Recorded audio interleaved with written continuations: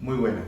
En la clase de hoy vamos a mirar los diferentes tipos de reactores que son utilizados en el sistema de tratamiento de agua potable.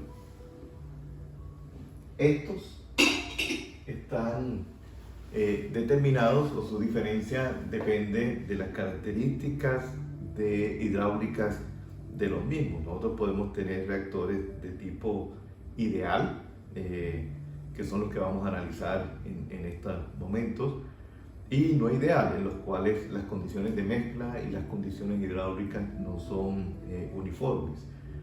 En los reactores, los diferentes tipos de reactores que tenemos, los más utilizados en el sistema de tratamiento de agua, pues el primero viene siendo el reactor completamente mezclado tipo batch, es decir, que es un reactor que no tiene entrada, no tiene salida y que la concentración del elemento o del contaminante va disminuyendo en el tiempo. El segundo tipo de reactor es el reactor completamente mezclado.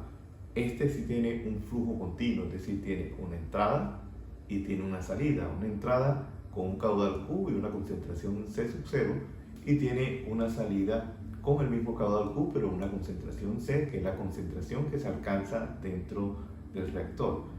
Una característica principal de este reactor es que, como se conoce que es mezcla completa, quiere decir que la concentración en los diferentes puntos del reactor es la misma temperatura, es la misma concentración en todos los puntos del reactor.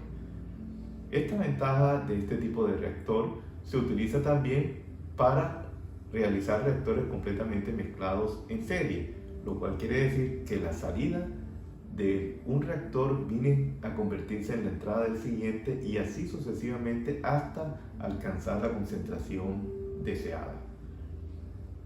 El tercer tipo de reactor lo conocemos como reactor de flujo pistón. Este reactor tiene al igual un flujo continuo, tiene entrada y tiene salida, pero la diferencia es que la concentración varía a lo largo de la longitud de este reactor, teniendo una concentración C sub 0 a la entrada y una concentración C a la salida, pero la concentración no es igual en todos los puntos.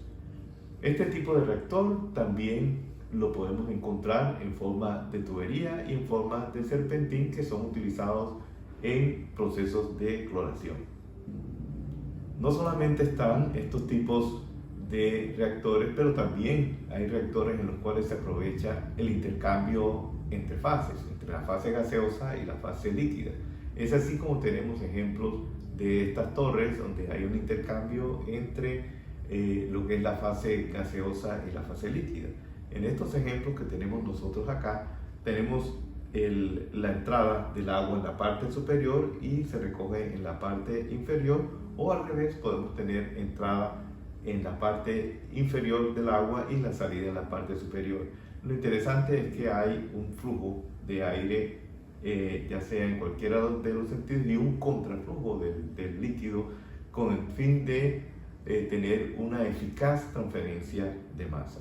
Esto es cuando está fijo, y por eso en el tercer ejemplo se habla de un empaque que está fluidizado, es decir, que el flujo del agua se inyecta en la parte inferior, el agua y el gas, de tal manera que ambos impulsan y fluidizan el medio para poder expandir ese lecho y aprovechar las reacciones que se podrían dar en ese. Y tanto el aire como el agua se recogen en la parte superior. Estos son los diferentes tipos de reactores comunes que se utilizan en el tratamiento del agua potable, y es hoy cuando vamos a mirar entonces las ecuaciones que se utilizan, los balances de masa, y obviamente vamos a mirar cómo será la distribución de los tiempos de retención en cada uno de estos tipos de reactores.